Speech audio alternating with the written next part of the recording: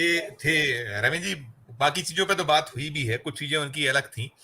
साथ साथ एक और भी आज बड़ी चर्चा का जो विषय रहा, जिसपे हम लोगों ने अभी नहीं किसी ने बोला है, तो वो भी मैं चाहूंगा उस पर आप बोलिएगा। कि वहां जब हमने देखा कि राहुल गांधी बहुत उसको लेकर काफी जो सोशल मीडिया पर वो वीडियो जो है वीडियोस वायरल हैं कि वो किसी पीछे की पंक्ति में बैठे हुए हैं, और निकलकर बाद में सफाई भी दी गई है सरकार की ओर से, कहा गया है कि वो ओलंपिक के खिलाड़ियों को हमको बैठाना था अग्रणी पंक्ति में, उनको आगे जगह देनी थी, इसलिए बैठाया गया। और बाकी तो चीजें आप देखी नहीं, कुछ चीजें बोली गई हैं, कुछ जो छूटता है वो। और साथ में यदि राहुल गांधी को पीछे बैठाया गया तो बाकी तो बहुत से नेता आगे बैठे हुए थे, आपने देखा था सबको, चाहे वो बिरला जी हो या ठीक है कि चीफ जस्टिस ऑफ इंडिया है, उनको कुछ आप कर लेते नहीं, बाकी और नेता तो बैठे हुए थे और कैबिनेट मंत्री का दर्जा है उनको। वो भी एक चर्चा का विषय रहा, उस पर भी काफी एक ट्रोल भी हुई है सरकार। आपकी टिप्पणी। जी नमस्कार और आज़ादी मुबारक सबको। बिल्कुल ठीक बात है सर। देखिए, राहुल गांधी के साथ ये सरकार जिस तरह का व्यवहार करने की कोशिश कर रही है, हर बार जब वो ऐसी कोशिश करती है तो वो इसके ऊपर उल्टा पड़ता है। क्यों अब राहुल गांधी कोई सांसद नहीं रह गए हैं और कोई एक पॉलिटिकल पार्टी के अध्यक्ष मात्र नहीं रह गए हैं। अब वो उस संवैधानिक पद पर आ गए हैं जिसका कैबिनेट मंत्री का दर्जा है, और जब वो बातें बोलते हैं या तो उनका एक बहुत ज्यादा महत्व है। वो बड़े विपक्ष के नेता हैं, विपक्ष जो बहुत मजबूत है, और उनके साथ इस तरह का जो व्यवहार हो रहा है वो हमको जरूरत है देखने की, आकलन करने की पिछली सरकारों के साथ। क्या पूर्व के जो नेता प्रतिपक्ष रहे, सुषमा स्वराज रही हैं, अरुण जेटली राज्यसभा में रहे, क्या उनके साथ तत्कालीन हुकूमतों ने क्या इस तरह का व्यवहार किया था? क्या उनको इस तरह की कुर्सी दी गई थी? मुझे याद है जब पहली बार मोदी प्रधानमंत्री बने थे, तब हालांकि राहुल गांधी के पास एक सांसद के अलावा कोई पद नहीं था, लेकिन तब भी उनको पीछे की पंक्ति में बिठाया गया था, और तब भी यही बात कही गई थी कि वो केवल सांसद हैं तो उनको सांसदों की श्रेणी में बिठाया गया है। जबकि सरकार के पास इस बात का अख्तियार होता है कि वो प्रोटोकॉल के हिसाब से, प्रोटोकॉल को ब्रेक करके भी जो सीनियर लीडर्स होते हैं उनको आगे अकोमोडेट किया जाता है, हर बार किया जाता है। बल्कि जो राजनयिक हैं या पूर्व राजनयिक हैं या दूसरे मुल्कों के जो यहाँ पर रिप्रेजेंटेटिव्स हैं, उनको आगे एकोमोडेट किया जाता है। लेकिन ये सरकार हमेशा पॉलिटिक्स हर मुद्दे पर करने की कोशिश करती रही है, और इसीलिए ट्रोल हो रही है, क्योंकि अब राहुल गांधी का कद इस देश की राजनीति में बहुत बड़ा बन चुका है, और उनकी अपनी एक फॉलोइंग है, और जिसको कि लोग मुझे लगता है अब ये उनको बर्दाश्त करने की पोजीशन में नहीं है। इसलिए कांग्रेस पार्टी को किसी ट्रोल आर्मी की जरूरत नहीं है, बल्कि जो आम आदमी है, जो आम इंसान जिसके हाथ में मोबाइल फोन है, वो इसकी बात पर करता है। अब मैं आता हूं प्रधानमंत्री, माननीय प्रधानमंत्री जी के आज के भाषण पर। अरुण जी ने एक बड़ी सही बात की, त्याग की बात अरुण जी ने कही। अरुण जी, ये बात हमको माननी पड़ेगी कि प्रधानमंत्री नरेंद्र मोदी आज त्याग की प्रतिमूर्ति बन गए हैं। उन्होंने आज टेलीप्रॉम्प्टर का त्याग कर दिया। आज के भाषण में उन्होंने टेलीप्रॉम्प्टर का बिल्कुल उपयोग नहीं किया। उन्होंने आज देखिए, वही नेहरू जिस पर्चे का उपयोग करते थे, उसी पर्चे को वापस हिंदुस्तान की राजनीति में लेकर आ गए, और उन्होंने वही पर्चा पढ़ के आज भाषण दिया है। तो हमको इस बात के लिए तो मोदी को देखिए अप्रिशिएट करना पड़ेगा कि वो परंपराओं को कितना अच्छे तरीके से निभाना शुरू कर दिया उन्होंने 2024 में कमजोर बहुमत आने के बाद। अगर 300 सीटें आती तो मुझे लगता है वो अपने टेलीप्रॉम्प्टर और टेक्नोलॉजी के ऊपर ही काम करते, लेकिन उनको लगा कि शायद कमजोर बहुमत है तो देश के संसाधनों का उपयोग हमको ज्यादा नहीं करना चाहिए, उसको बर्बाद ना करके वापस कागज पर लौटें और भाषण उसके बाद दिया जाए। तो उन्होंने आज वो काम तो बखूबी किया। फिर दूसरा सर, हर बार प्रधानमंत्री 11 दफा है वो कहते हैं कि मैं तो देश के लिए काम करता हूं। हम लोग 5-6 लोग पैनल में बैठे हैं, सब आप में से कौन आदमी है जो देश के लिए नहीं काम करता, और आप घाना, कंबोडिया, लाओस और वियतनाम के लिए काम करते हैं? सर सब लोग तो इस मुल्क में रिक्शा वाले से लेकर राष्ट्रपति तक इसी देश के लिए काम करते हैं ना सर, कौन दूसरे देश के लिए काम करता है? इन बातों को बोल के खामखा के ब्राउनी पॉइंट स्कोर करने की अब क्या जरूरत रह गई? 11 बरस हो गए भाषण सुनते, ना तो हमको आज तक ये समझ आया। माफी टोक रहा हूँ, वो केवल विपक्ष नहीं करता, उनकी बार ये होती कि वो केवल उनके लिए, हम लोग तो कर रहे हैं, ये तो शायद मानते होंगे, हम लोग को विपक्ष में ज्यादा उनका वार रहता है। अब विपक्ष जब अपना काम करने की कोशिश करता है तो उसको 6 मंत्री खड़े होकर रोकने की कोशिश करते हैं सर। वो हाउस में उनको बोलने तक नहीं दिया जाता है, 6 मंत्रियों को खड़ा होना पड़ता है जब वो थोड़ा सा काम करने की कोशिश करते हैं। ये सही बात है सर, मीनू जी ने भी सही सवाल उठाया कि जो सेक्युलर सिविल कोड की बात कर रहे हैं, और खासतौर पर जब वो बात करते हैं कि उत्तराखंड में उन्होंने शुरू किया, तो सब उत्तराखंड के सिविल कोड को अगर आप देखेंगे, जिस तरह का यूनिफॉर्म सिविल कोड वो लेकर आए हैं, और उन्होंने सबसे पहले जो काम किया है वो काम किया है लिव इन रिलेशनशिप को बैन करना। अब लिव इन रिलेशनशिप अगर इतनी खराब चीज है तो मुझे लगता है आज अगर ये लिव इन रिलेशनशिप पूर्व की सरकारें लेकर आती तो शायद अमृता प्रीतम सरीखे लोग जेल के पीछे होते। उन्होंने तो शादी करी नहीं साहब, लेकिन उनका क्या इस मुल्क में कोई कंट्रीब्यूशन की कमी है? साहित्य से लेके उन्होंने इस देश को जिस तरीके से अलख जगाया, जिस तरह से महिलाओं के आत्मसम्मान एम्पावरमेंट को उन्होंने परिलक्षित किया, क्या उनको केवल इस छोटे से प्रिज्म में हम लोग देख लेंगे कि वो लिव इन रिलेशनशिप में रहती थी और उनके चरित्र को हम लोग उस तरीके। अटल जी का क्या होता भाई? तो बिल्कुल बिल्कुल ठीक कहते हैं। ये सेक्युलर सिविल कोड या कॉमन सिविल कोड जो है वो कोई इतनी छोटी चीज नहीं है। हम लोग भी बैठे हैं, देखिए मेरा जो शादी करने का तरीका है, परंपराएं हैं, जो हमारे गोद लेने की परंपराएं हैं या हमारा ट्रांसफर ऑफ प्रॉपर्टी का जो तरीका है, वो मीनू जी जैन है, उनका हमसे अलग होगा। यहाँ पे हम जहां पर बैठे, मैं हरियाणा का रहने वाला हूं, यहाँ पर तो सर 3 गोत्र छोड़कर शादियां करते हैं। लेकिन वही हम लोग भी हिंदू हैं, लेकिन तमिलनाडु में तो पहला अख्तियार मामा भांजे की शादी का होता है। तो सर हम लोगों में से कौन जेल जाएगा? एक को तो जेल जाना ही पड़ेगा सर, अगर कॉमन सिविल कोड आएगा तो अब हिंदुओं में से किसी को जेल जाना पड़ेगा तो सर वो उस कॉमनैलिटी का क्या फायदा है?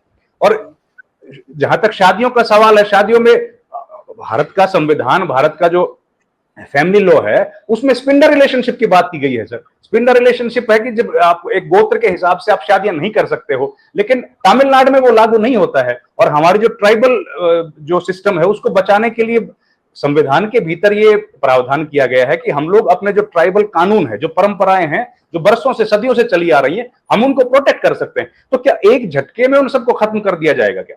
और जो सिख समुदाय है उसके अपने तौर तरीके हैं जीने के, मुस्लिम समाज के अपने तरीके हैं, क्रिश्चियन समाज के, हर समाज के अपने हिसाब से जीने के तरीके हैं। प्रधानमंत्री ने देखिए बांग्लादेश की कितनी अच्छी बात कही।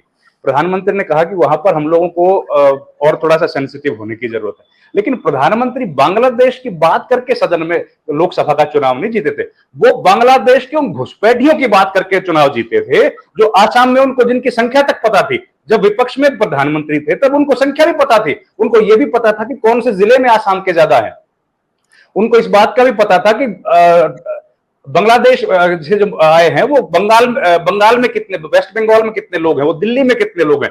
लेकिन 10 साल की सरकार हो गई है, उस सरकार के आने के बाद क्या एक भी बांग्लादेशी को वापस भेजा गया? क्या किसी एक बांग्लादेशी को लेकिन देखिए बजरंग दल के लोग और आरएसएस के लोग कितने ज्यादा बुद्धिमान हैं, उनको दिल्ली या नोएडा, गाजियाबाद में झुग्गियों में रहने वाले बांग्लादेशियों के बारे में पता है, लेकिन भारत सरकार उनको ढूंढ ही नहीं पा रही है सर। इतने साल से कोशिश कर रही है कि किसी बांग्लादेशी को ढूंढे ताकि उसको वापस अपने मुल्क में भेज पाए, क्योंकि ये घुसपैठिए हैं, ये हिंदुस्तान में रहने वाले हिंदुओं के संसाधनों का दुरुपयोग हो रहा है, वो संसाधनों को खा रहे हैं, हमारी नौकरियां खा रहे हैं। तो भारत सरकार ने तो ये वादा किया था हमसे जब सरकार में आए थे कि हम इनको वापस भेजेंगे। एक व्यक्ति को आज तक वापस नहीं भेजा गया है, सारे यहीं पर आज बैठे हैं।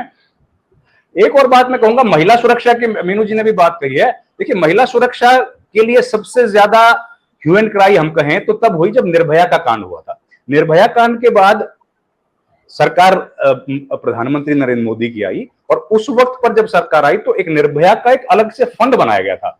सर आज हालत यह है उस निर्भया फंड की कि उसका अधिकांश पैसा वापस चला जा रहा है सर। सरकारें उस पैसे का उपयोग नहीं कर पा रही। क्या इस देश में अब महिलाएं इतनी सुरक्षित हो गई हैं कि उन पर और पैसा खर्च करने की जरूरत नहीं है? क्या किसी भी राज्य में, चाहे दिल्ली जैसा राज्य है, दिल्ली जो देश की राजधानी है, दिल्ली पुलिस प्रधान अमित शाह की पुलिस यहां पर प्रोटेक्शन करती है, उस पुलिस से लेके और आप किसी भी देश में चले जाओ, क्या महिलाएं अब इतनी सुरक्षित हो गई हैं कि उन पर कोई पैसा खर्च करने की जरूरत नहीं है? हमने भी देखा था सर, जब निर्भया का कांड हुआ था तो इस बात का बहुत शोर मचा था कि रेप से जुड़े जो मामले हैं उनको फास्ट ट्रैक कोर्ट में ट्रायल किया जाना चाहिए। सर उसके बाद कितने फास्ट ट्रैक कोर्ट इस देश में आए सर, अब अमल में आए हैं। आज भी सर हालात देखिए, प्रधानमंत्री सेक्युलर कोर्ट की तो बात करते हैं, लेकिन प्रधानमंत्री को वो फास्ट ट्रैक कोर्ट्स में आज तक जो मुकदमे नहीं आए हैं वो नहीं दिख रहे। प्रधानमंत्री को जस्टिस ठाकुर का वो रोता हुआ चेहरा नहीं दिख रहा है जब वो भरे मंच से हिंदुस्तान का chief justice of India justice Thakur T S Thakur वो प्रधानमंत्री के सामने रो पड़े। उनका कहना था कि भैया कम से कम जजों की भर्तियां तो कर दो, जिससे कि कम वो जो 3 करोड़ मुकदमे इस मुल्क में लंबित हैं। सर वो मुकदमे अभी तक उसके लिए प्रधानमंत्री के पास वक्त नहीं है सर कहने का, लेकिन विपक्ष को घेरने की पूरी कोशिश करते हैं। 75,000 मेडिकल की सीट्स की तो बात करते हैं, लेकिन 2 महीने पहले हुए नीट के पेपर लीक की कोई बात नहीं करता सर। तो उस पेपर लीक की अगर बात करते, जिस ईडी से, सीबीआई से प्रधानमंत्री ने कोशिश करी कितने सारे नेताओं को जेल में भेजने की, कम से कम 2-4 पेपर लीक करने वालों को तो उसके थ्रू भिजवा देते हैं सर जेल में। लोगों को भरोसा पैदा होता कि प्रधानमंत्री जो कहते हैं वो करते हैं सर। प्रधानमंत्री ने पहली बार वॉशरूम्स की बात की, शौचालय बनाने की बात की, उसके बाद सर कितना सफाई हो गई है ये हमको पता है। उन्होंने तब बात करी कि हम लोगों को 2 तरह की बाल्टियों का प्रयोग करना चाहिए, एक हरी बाल्टी और एक नीली बाल्टी, सूखे कूड़े के लिए और गीले कूड़े के लिए। सर गीले कूड़े के लिए जो बाल्टी का प्रयोग करना था, उन्होंने वो पार्लियामेंट में पानी को रोकने के लिए किया सर। इसके अलावा तो हमने उसका उपयोग कहीं देखा नहीं जब वहां पर लीकेज हुआ था। इसके अलावा कोई आज तक नहीं देखने में आया है। तो जब इस तरह के भाषण, राजनीतिक भाषण दिए जाएंगे सर, ये भाषण केवल हिंदुस्तानियों के लिए तो होता नहीं है सर, उसमें हर देश के राजनीतिक बैठते हैं, जो एम्बेसडर्स हैं, हाई कमिश्नर्स हैं, वो सारे लोग बैठते हैं, और वो उनके जो प्रेस अटैचे हैं, उनके जो पॉलिटिकल अटैचे हैं, वो सब लोग बैठते हैं और इन भाषणों का तुरंत अपने अपने मुल्कों में वो बताते हैं कि आज जो प्रधानमंत्री ने बोला है इसके रेपरकशंस क्या होंगे, हमारे मुल्कों के साथ इसके संबंधों पर क्या असर पड़ेगा।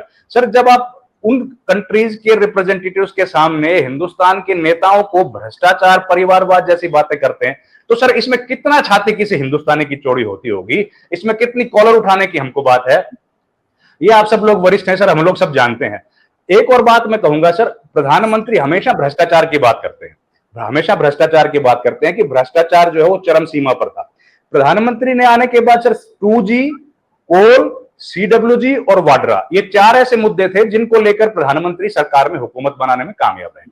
सर 2G में जितने लोग जेल में, कनिमोई ए राजा समेत जेल में गए थे, वो सारे बाहर आ गए, इस सरकार में सब बरी हो गए। CWG घोटाले में सुरेश कलमाड़ी जेल में गए थे, उसके बाद उनको जेल जाने की जरूरत नहीं पड़ी। कोयला घोटाले में सर जो लोग जेल गए थे उसके अलावा और कोई जेल नहीं गया, सब लोगों को बरी हो गए।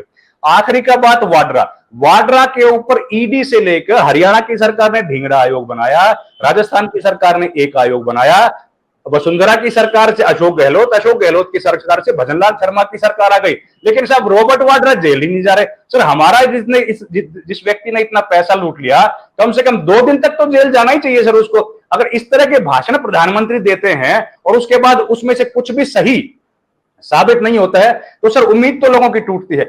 मैं तो यही बात कहूंगा कि जो चीफ जस्टिस साहब ने बोला है, और मुझे याद है चीफ जस्टिस साहब का वो बयान भी, जब उन्होंने शपथ ग्रहण की थी पहले दिन, जब वो सदन चेयर पे आए थे, उन्होंने कहा था कि मेरे काम को आप मेरे भाषण से नहीं, मेरे काम से जानिए, मेरे एक्शन से, और मेरे जो जजमेंट लिखे जाएंगे। तो हम लोग भी यही उम्मीद करते हैं कि हिंदुस्तान की लोकशाही को बचाने के लिए अब चीफ जस्टिस को या सुप्रीम कोर्ट को अगर सख्त कदम उठाने की जरूरत हो या थोड़े से कदम कड़े उठाने की जरूरत हो, मुझे लगता है वो समय आ गया है, क्योंकि केवल आजादी बचाने की जिम्मेदारी जनता की नहीं है, बल्कि जुडिशरी की भी उतनी है।